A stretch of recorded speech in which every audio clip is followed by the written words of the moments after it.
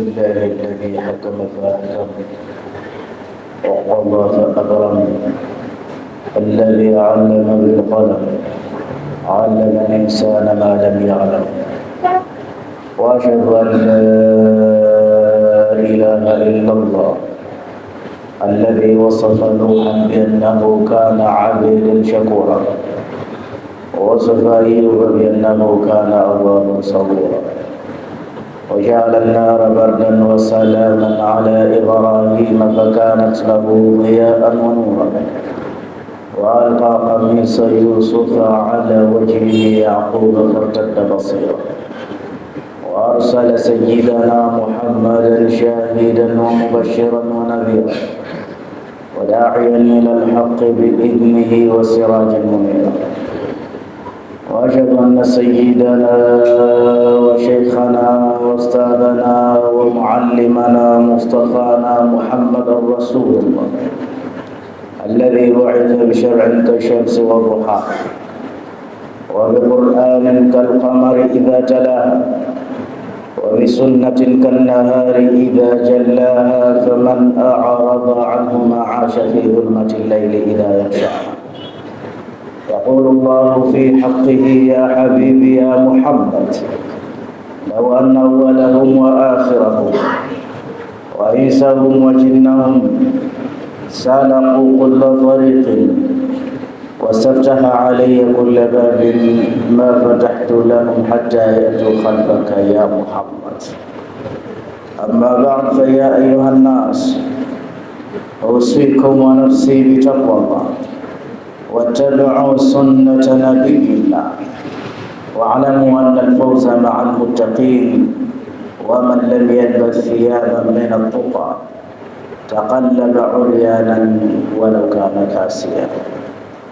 Aidha Waislamu, uchukue fursa hii muhimu na fursa ya kipekee kukuhusieni nami pia kuhusia nafsi yangu kumwogopa Allah na kufuata mwendo na kutekeleza sunna za Mtume Muhammad sallallahu alaihi wasallam. Imam Baihaqi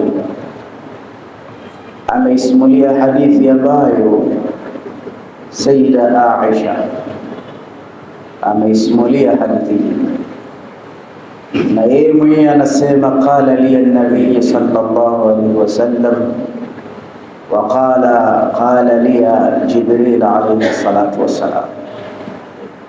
Hadithi hii ni marfuun yurfa ila rasulillah, moja kwa moja mama Aisha ameipokea kwa kipenzi chake na mume wake Mtume Muhammad.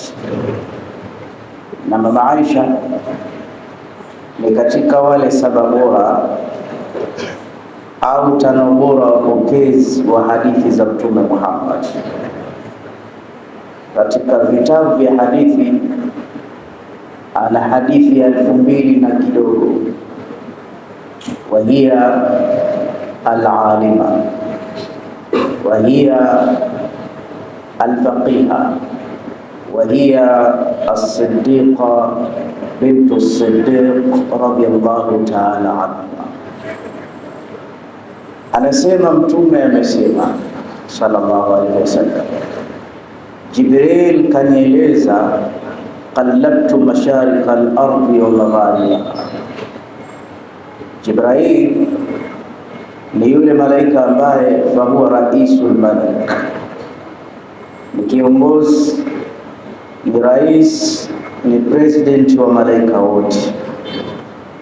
Laqad faddala Allahu ashya'an ala ashya', Mwenyezi Mungu amefadhilisha, amevipa heshima vitu kuzidi vitu vingine, yani vitu vinasidiana. Laqad faddala Allahu malakan ala sa'iril malaika ala wa huwa Jibril alayhi salatu wassalam. Mwenyezi Mungu katika malaika wake wengi kuna malaika wa sampuli 2 na pia kuna binadamu wa aina 2. Allah astafa min almalaika wan nas, Mwenyezi Mungu amechagua uteuzi maalum kati ya watu na malaika.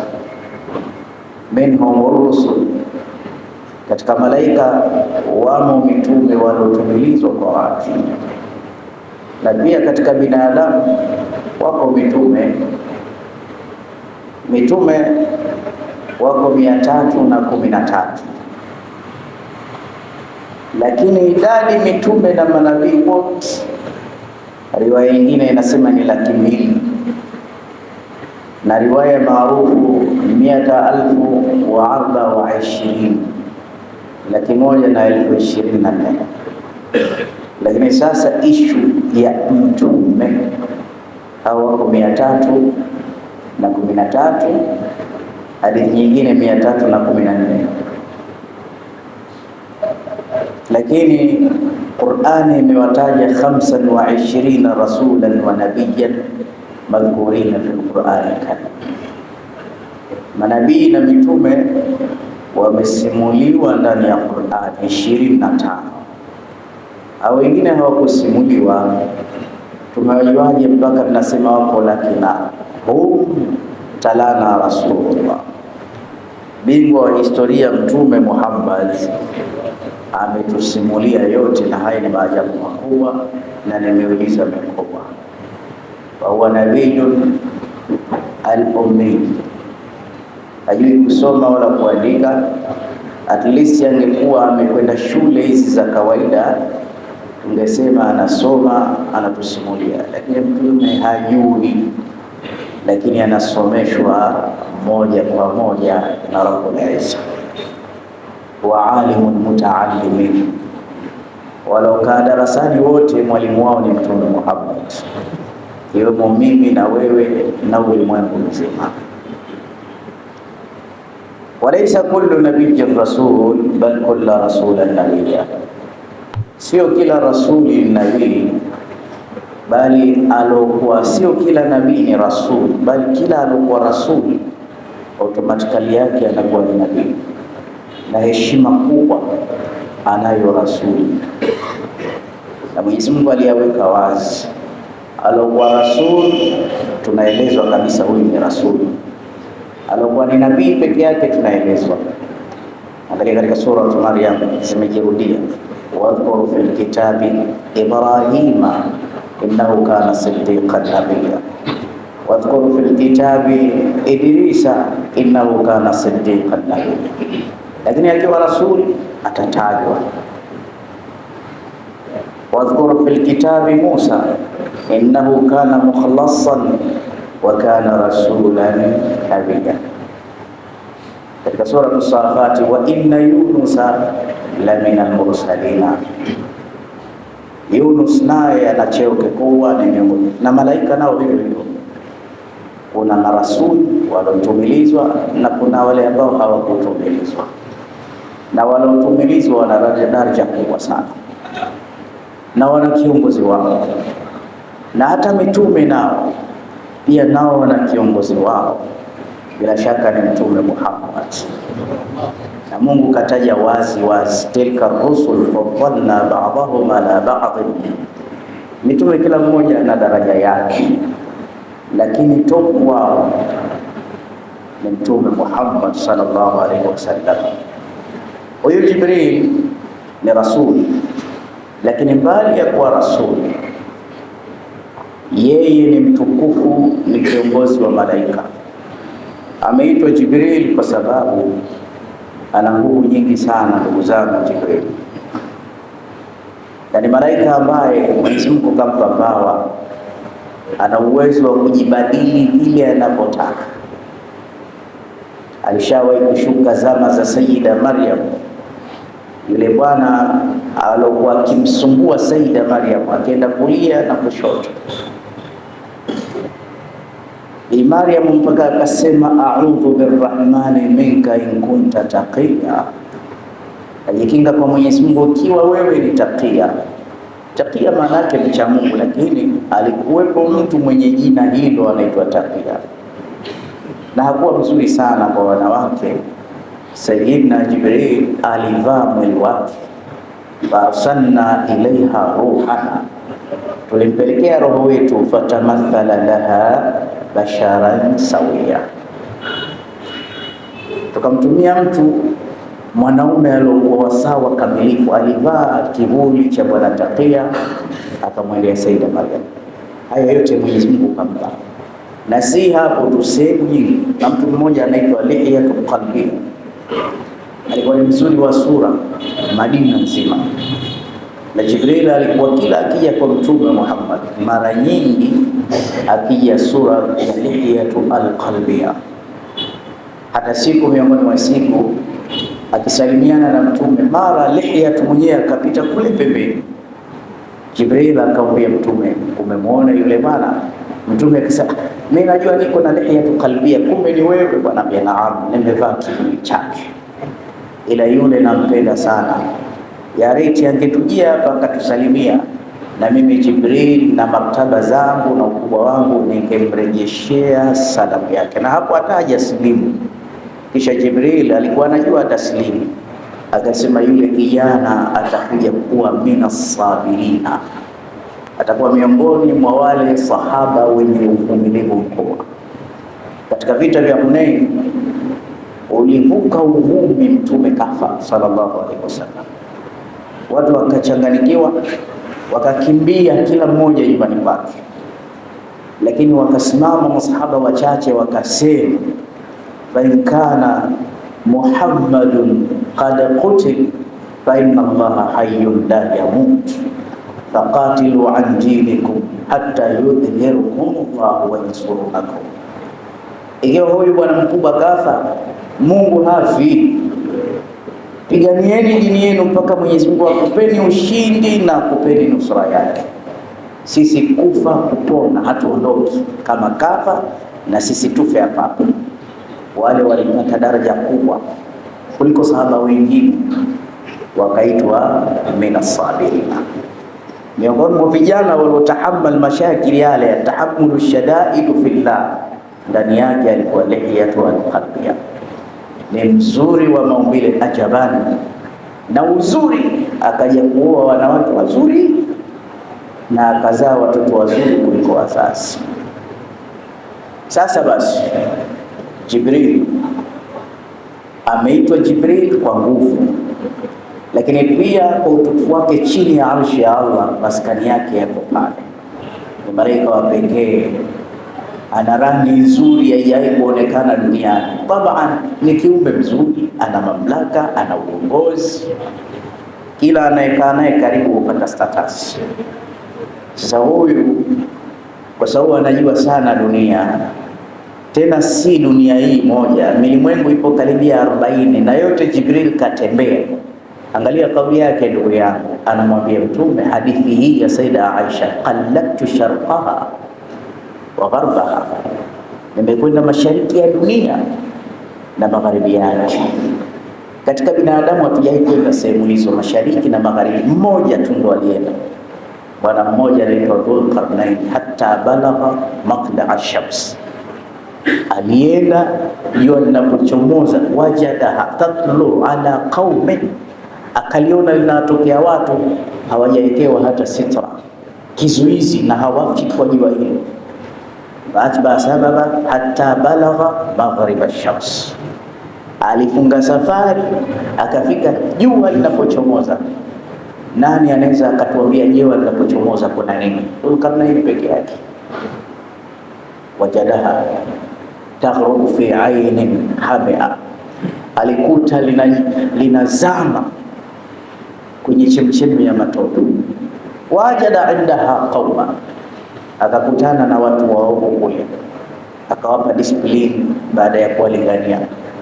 Akasogea mbele, akakutana na watu, sijui ni watu wa sampuli gani, la yakaduna yafqahuna qawla, hatufahamiani lugha, si binadamu wa kawaida wanaoishi kule, lakini walileta malalamiko, ya Dhulqarnain inna yajuja wa majuja mufsiduna fil ardh, kuna viumbe damu yao ya moto, wakubwa, mikono midogo na macho madogo, hawafi haraka, hafi mpaka muone mjukuu wake wa 1000 katika kizazi. Ni binadamu, ni wajukuu wa Sayyidina Nuh alayhi wa nabiyina salatu wassalam, walotokamana na mtoto wake anaitwa Yafith Hawa walielekea magharibi, alikutana nao wanakula mpaka binadamu wenzi wao. Peke yake kafika magharibi, akafika sehemu ambayo ni usiku, hakuna mchana sehemu hiyo. Bwana Dhulqarnain, watu wale akajengea ukuta mkubwa mpaka wakawa hawezi anyabau kupanda, unateleza ule ukuta. Wa mastata'u lahu naqaba, pamoja na nguvu zao kutoboa hawawezi. Na hajijivuna kusoma mcha Mungu, akisema hadha rahmatun min rabbi, hii ni rehema ya Mungu tumefanya haya yote. Fa idha jaa wa'du rabbi daka, ikija ahadi ya Mungu kiyama ukuta atauvunja, na kiyama kipo kweli. Tena alipofika ardhi ile, ukijua mtume ni bwana mkubwa, aliingia sehemu alikuwa anatafuta tu maji ya uhai. Leo sio dhikri yake anapita tu, lakini nimekumbuka kitu, alikuwa anatafuta maji ya uhai. Dhulqarnain akaingia sehemu ambayo hakuna usiku hakuna mchana sehemu hiyo, na ardhi hiyo akiingia mtu lazima afe. Yeye aliingia na ndugu yake Sayyidina Khadri, kwa sababu aliombewa na malaika kwa Mwenyezi Mungu hawakufa. Akaingia ndani huko, akakutana na ndege anaitwa Bakhatil, Waarabu wanamta hivi, ndege mkubwa anaitwa Rokizum, mwamba. Akamkuta ndege kama yule, na ndege hao walipotea kabla ya kuja Mtume Muhammad kwa miaka 1050. Na kwa nini wamepotea? So dunia zamani ilikuwa haina utulivu, ilikuwa ina shida nyingi. Mwingine akifanya dhambi na wewe unatiwa adhabu. Sasa dunia ilikuwa haina raha. Imetulia hivi sasa baada ya kuja Mtume Muhammad, ikapata kidogo utulivu. Sasa hawa ndege ukubwa wao, yule tembo ndo anamchukua anapelekea watoto wake chakula. Ndege mkubwa sana, wangekuwepo wangetusumbua. Akakuta ndege mkubwa kama huyu analia kilio kikubwa, anadondosha machozi, lakini huku analia wallahi. Akamkuta anamswalia Mtume Muhammad, alikuta kule salatu ala nabii inaendelea, kwa sababu nyie mnajua sala ya mtume imeanza pengine baada ya kuzaliwa. La.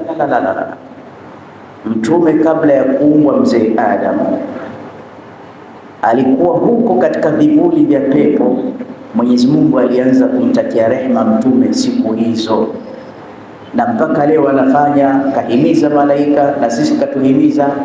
Na kuna faida 40 kina Abu Katada wameandika za as-salatu ala nabii. Kwa hiyo viumbe wengi wanapona kwa sababu ya hii sala ya mtume. Na hotuba yangu yote nazunguka, nataka hapo tu nifanye summary hapo tu kwenye swala ya Mtume Muhammad sallallahu alaihi wasallam. Sasa Jibril amefika kule magharibi, akaona Yajuja wa Majuja.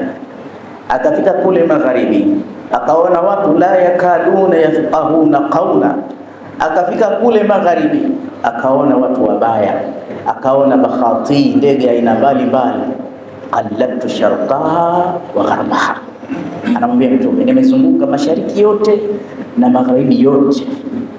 Wewe umezunguka wapi? Wewe mashariki yako Singida ndio mwisho, kila sehemu nimekwenda. Falam ara rajulan afdalan min Muhammad, lakini sikumuona kiumbe mwenye daraja kubwa, sikumuona kiumbe mtukufu kama Mtume Muhammad. Na hata katika sisi binadamu Mtume akathibitisha akasema, ana akramul awwalina wal akhirina ala Allah, mimi ni mtukufu sana kwa Mwenyezi Mungu kuliko yoyote yule. Na ndio maana Mtume akasema kwa nasi ya Qur'an, ana basharun mithlukum yuha ilayya. Mahafidhi wa Qur'ani na watu wa tajwid wanasema kuna manazil ndani ya Qur'an, kuna vituo. Ukisoma ana basharun mithlukum katika sura Kahf kule mwisho, ana basharun mithlukum, mimi ni mtu mfano wenu. Ukiishia hapo atawahu, unatuhumiwa hapo, hakuna kituo.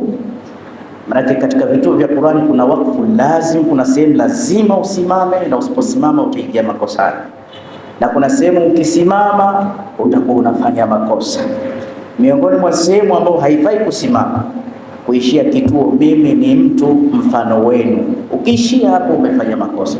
Hata ukifungua msahafu utaona hata hapo hamna alama, utaenda kuishia yuha ilayya. Hii inakuwa mimi ni mtu kama nyinyi, lakini mna tofauti, mimi napata wahi.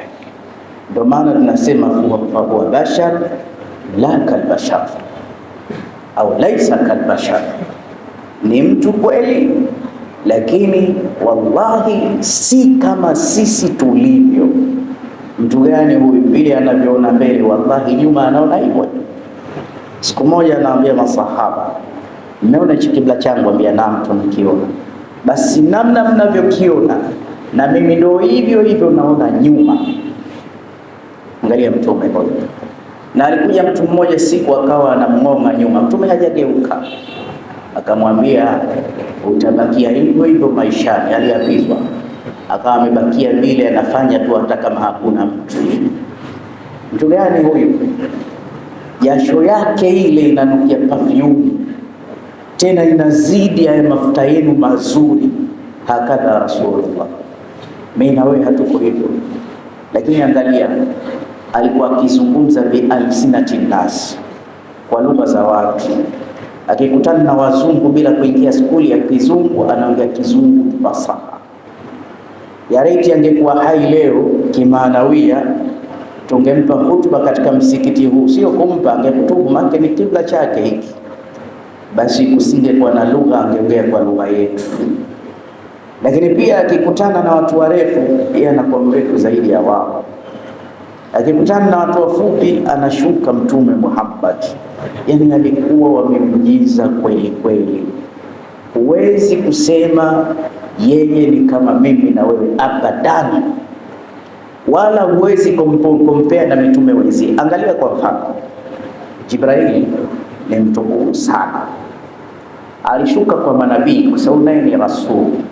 Nabii wa kwanza ni Nabii Adam, wanasema fajaila Adam bi12 marra. Kwa ile heshima alikuja kumfunulia Nabii Adam mara 12 alikuja kwake. Fajaila Idris 4 marrat, akamtembelea Nabii Idris mara 4. Wajaila Nuh 50 marra, akamtembelea Sayyidina Nuh mara 50. Fajaila Ibrahim, akamjalia akaja kwa Nabii Ibrahim 42 marra, mara 42 anakuja kumtembelea Nabii Ibrahim. Na mshamsikia Nabii Ibrahim ni babu wa mitume, ana mambo makubwa, ni Khalilur Rahmani. Nabii Ibrahim ameegemea mlango wake kwenye mlango wa pepo, ndugu yangu Muislamu, kipenzi, na heshima zake kampata mara 42. Mmesikia Nabii Musa ni akramu bani Israili, ni mtukufu wa bani Israili. Mmesikia Nabii Musa ni ulil azmi min ar-rusul. Mnamsikia Nabii Musa wa kallama Allahu Musa taklima, akitaka kuongea na Mungu hana haja kuletewa wahyi, mubashara anaongea tu. Allah anasema wanadainahu min janibi turil aymani wa qarrabnahu najiya. An-najwa hiya al-masara baina ithnain. Tulimuita Musa sisi jabal turil ayman, tukawa tunaongea naye, yeye anasikia Mwenyezi Mungu anasema nini. Jambo kubwa, wa kallama Allahu Musa taklima, tulimtumia mara 42, heshima kubwa. Kuna Nabii Isa, roho wa Mwenyezi Mungu, Nabii Isa fajaa ila Isa 10 marrat. Nabii Isa alikuwa na miujiza mikubwa, mambo mengi mazito mazito. Alipopelekwa mbinguni, ile kunyanyuliwa mbinguni tu kapewa usingizi na Allah, ya Isa inni mutawaffika wa rafiuka ilayya, ewe Isa mimi nitakufisha. Watu wengi wakisoma aya hii wasema, Mwenyezi Mungu anasema wama qataluhu wama salabuhu walakin shubbiha lahu, hakufa wala hakusulubiwa. Lakini hapa inni mutawaffika, nitakuua wewe, wa rafiuka, nitakunyanyua, ilayya kwangu. Wana complicated aya inasema kafa, huku inasema hajafa. An-naum akul maut, wan-naum mautul asghar, wal-maut naumul akbar. Usingizi ni rafiki wa kifo, ndio maana peponi hakuna kulala, kila ndio ushakufa. Na kulala usingizi ni kifo kidogo, ila kufa ni usingizi mkubwa. Kwa hiyo inni mutawaffika, nitakufisha. Hakufa, alipewa usingizi kidogo kuondoshewa stresi na machovu. Mapenzi yote haya roho. Sayyidina Jibril anaitwa roho, Jibril anaitwa roho, na kwa sababu yeye ni roho, hata akiishika hii nguzo basi shapata uhai, unazungumza nayo.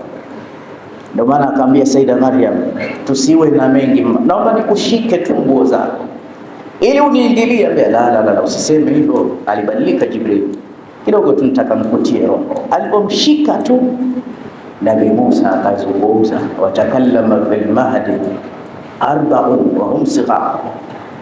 Katika watoto wanne maarufu waliozungumza udogoni miongoni mwa Isa, lakini sio wanne, wako 10.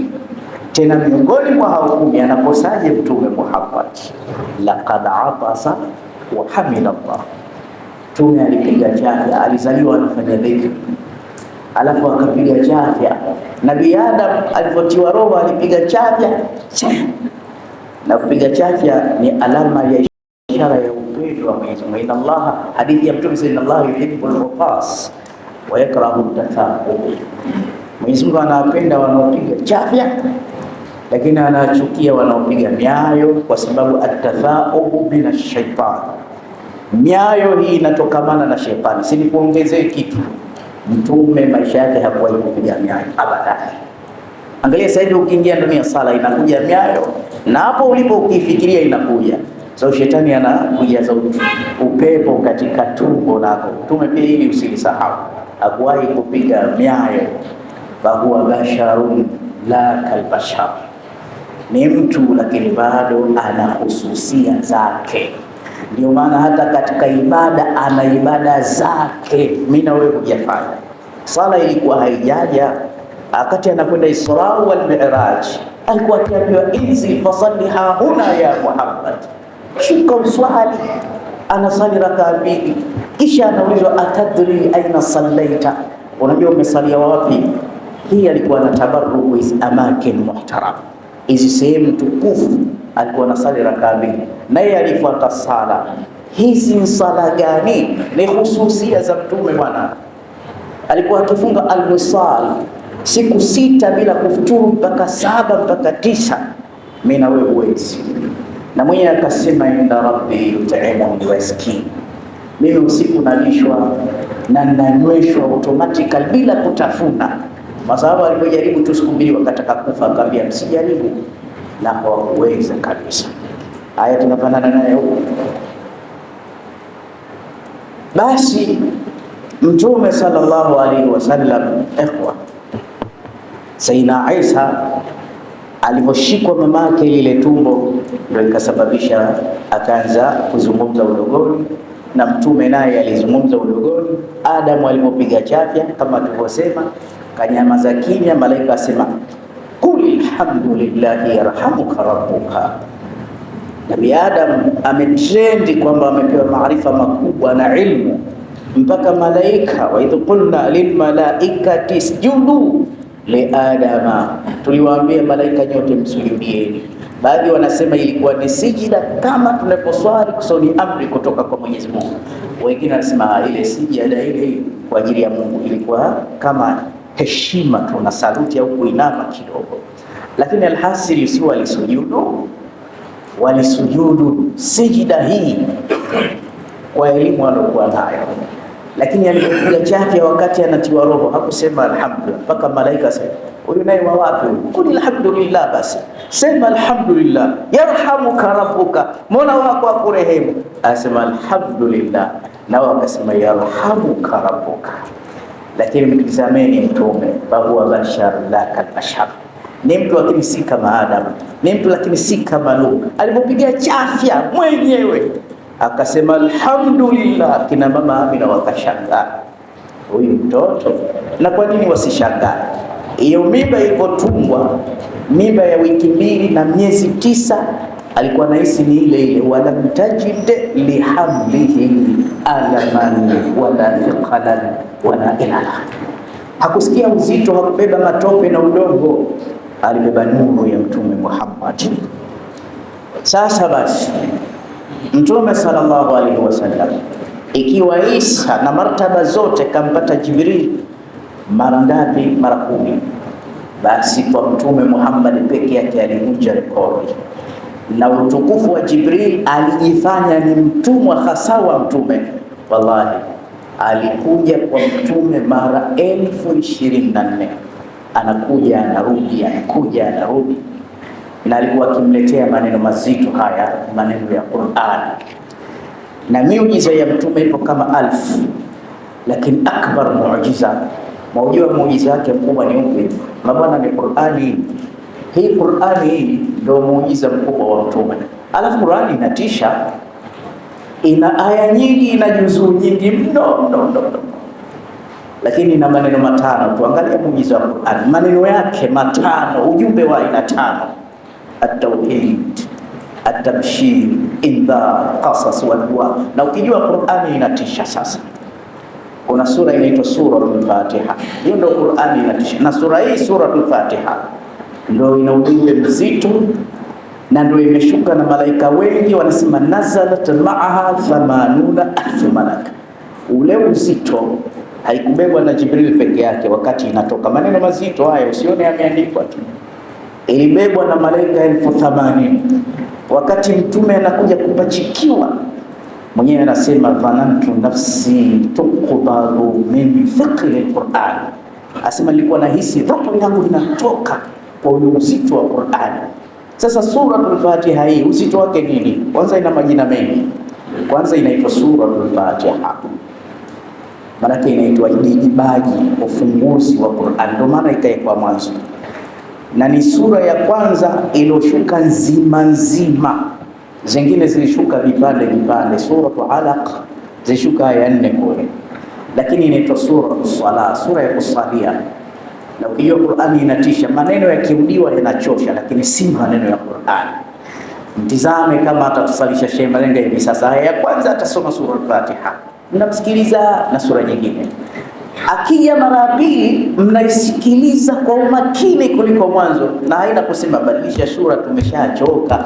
Qur'ani ina muujiza, takshairu juludi wa talinu alqulub. Muujiza wa Qur'ani inasisimua ngozi, inalainisha moyo, unaweza ukajikuta unalia na hata ujui kinachosema. Ndio Qur'an. Ndio maana yule Walid ibn al-Mughira, fadharni wa man, asema fadharni inni khalaqtu wahida, nimekosea kilo, fadharni, niachie mimi huyu ndio muumba peke yake. Kwa sababu Walid ibn al-Mughira katika sura hiyo alikuwa hapendi kusikiza Qur'an. Alisikiliza Qur'ani akasema innahu wallahi la halawa, hii ni tamu, na huu ni uchawi mzito ushaanza kunipata. Aliathirika na Qur'ani, kafiri huyu bila kupenda. Suratul Salah. Lakini pia inaitwa sab'un min al-mathani, kitu cha kujirudia. Pointi yangu inaitwa Ummul Qur'an, inaitwa mama wa Qur'an. Kwa nini inaitwa mama wa Qur'an? Kwa sababu Qur'ani yote imetafsiriwa na Suratul Fatiha. Ushindwe tu kwa lugha fupi, haya maneno matano nilokutajieni: tauhid, tabshir, indhar, qasas wa dua, basi yote yamo ndani ya Suratul Fatiha. Faman Muhammad, ni nani Mtume? Kitabu kizito hichi kimeshushwa kwake. Tena sinikuongeze kumalizia, ilikuja Suratul An'am, hii nayo imeshuka nzima japo ndefu. Ndio maana ukiwasomea majini wanapata tabu sana hii sura hii. Unaweza ukaua jini katika sura zenye kumwathiri jini kwa wale wasomaji Qur'an, watu wa ruqya. Suratul An'am ilishuka na malaika 70,000. Suratul Yunus ilishuka na malaika 30,000. Ayatul Kursi ni aya moja tu, malaika 30,000. Tukija katika Zukhruf kuna aya fupi wanasema mujazul mabna walakinaha adhima almaana. Aya hii imepata utukufu. Mtume sikapigwa mawe kule Taif, kadhalilishwa siku anakwenda Isra wal Mi'raj, wakaletwa mbele mitume wenzie walivyopigwa, walivyouawa, walivyokatwa na alama zao. Kisha akashushiwa aya hii, ilikuja na malaika 20,000 ikawa inasema wasal man arsalna min qablika min rusulina. Uliza mitume wenzio walosagika, kuna mtu ambaye alikubali tauhidi ichezewe akiwatizama mtume walivyodhalilika? Ikawa aya hii imekuja kumliwaza tena. Aya hii ukubwa wake na uzito ni katika aya 6 ndani ya Qur'an, kwa uzito wake hazipoteremka ardhini wala mbinguni, isipokuwa aya hizi. Mwenyewe mtume alipofika sehemu ya Sidr kwenye mti unaitwa mkonazi, alipigwa taa kama kuchanganywa, maana aliona mitaa mizuri, rangi za ajabu. Mti gani huu? Kwenye mti katikati pale akaona kitanda cha dhahabu. Akaona huu mti kila chini ya jani lake kuna malaika anamsabihi Allah. Alafu pale akaona ishara za pepo. Mtume asema niliona rumani, makomamanga, kaltilalu hajara, kama mtungi wa sehemu itoto hajara. Mitungi hii zamani ilitengenezwa, unaweza ukaweka gunia 100 za mpunga ndani yake. Akaona ndege wakubwa. Kisha ukaona nini? Akasema siwezi kuelezea isipokuwa mala ainun ra'at wala udhunun sami'at wala khatara ala qalbi bashar. Macho hajai kuona, masikio hajasikia, moyo hauja imagine. Eleweni tu hivyo, siwezi hata kutoa sifa zake. Alipofika kwenye mti huu aliambiwa bado safari ipo, tunaenda mbinguni. Jibril alitaakhar, alichelewa hapo kidogo. Sayyidina Jibril akamwambia wewe nenda, ukienda utafanikiwa, mimi nikienda nitateketea. Wanasema sehemu ile kikamchukua kiwingu mtume, takaddam in takaddamta irtaqaita wa in taqaddamtu ihtaraktu.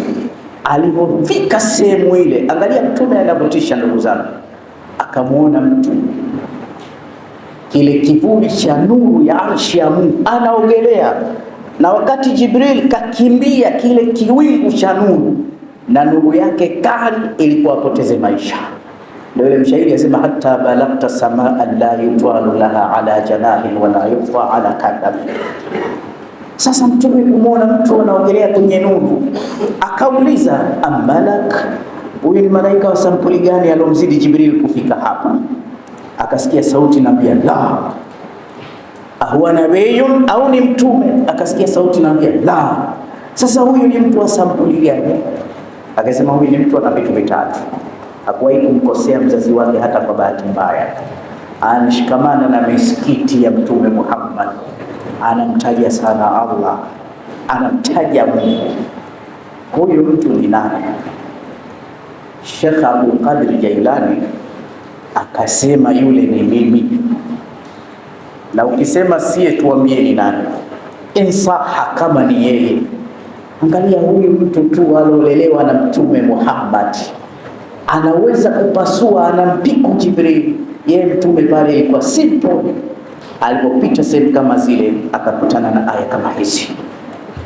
Ya kwanza ndio hiyo wasal, nyingine amana rasul mpaka mwisho, na tatu za mwisho unaanzia kule katika safati wa ma minna illa lahu maqamu ba'du.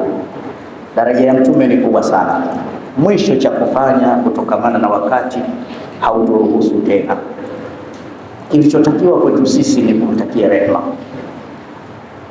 na nataka tuponyane. Sahaba mmoja Ubay bin Ka'ab alimwambia mtume, nataka nikusalie 24 hours 25 24 saa, robo siku, masaa 25. Mtume akamwambia sawa sawa, wazita khair, ukiadjust ukizidisha bora, basi tufanye nusu siku, sulusi, thumuni. Akamwambia kama utafanya nusu siku vizuri, lakini hapo pia ukiongeza.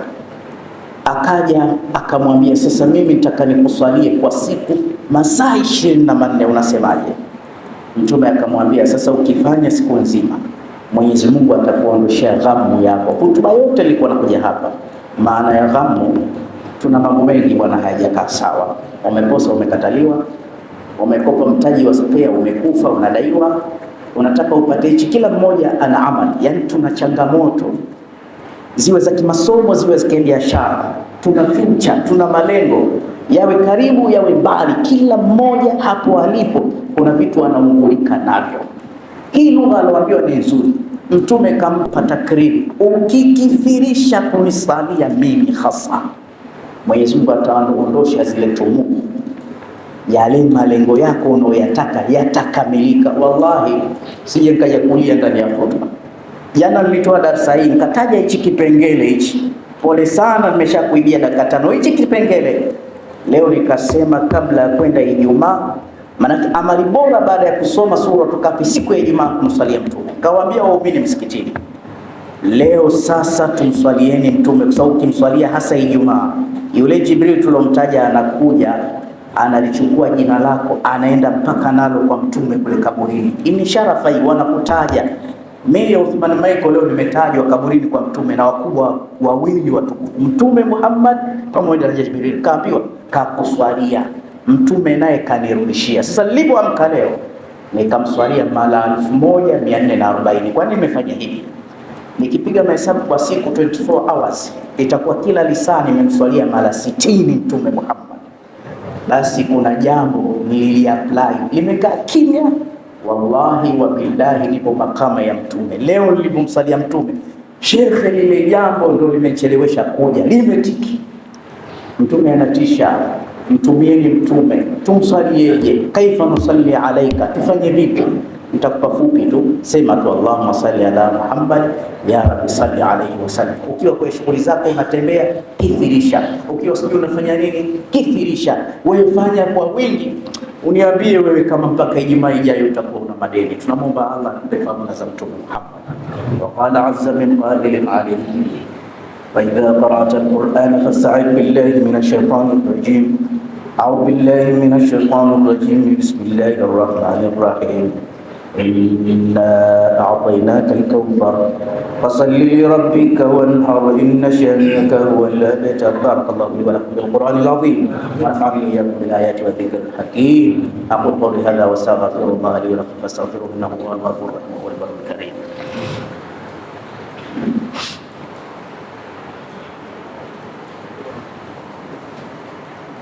الحمد لله حمدا كثيرا كما هو، واشهد ان لا اله الا الله وحده لا شريك له ارغاما لمن جهد به وكفر، واشهد ان سيدنا ونبينا مولانا محمد وعلى اله واصحابه المصابيح الغرر. عباد الله اتقوا الله من سماء اللغو وفضول الخبر، وانتهوا عما نهاكم عنه وزجر، واعلموا أن الله أمركم بأمر بدأ فيه ونفسه وثنى بملائكته المسبحة وقدسه، وذلل بكم أيها المؤمنون من برية جنه وإنسه، فقال تعالى مخبرا وآمرا: إن الله وملائكته يصلون على النبي يا أيها الذين آمنوا صلوا عليه وسلموا تسليما. اللهم صل على نبي الرحمة وشافع الأمة أدل ما أحاط به علمك وصاه كتابك وضمه، وعلى آله ومن نصره في كل مهمة، خصوصا منهم ذي الأصل الأريق أمير المؤمنين سيدنا أبي بكر الصديق، وعلى الزاهد الأواب الناطق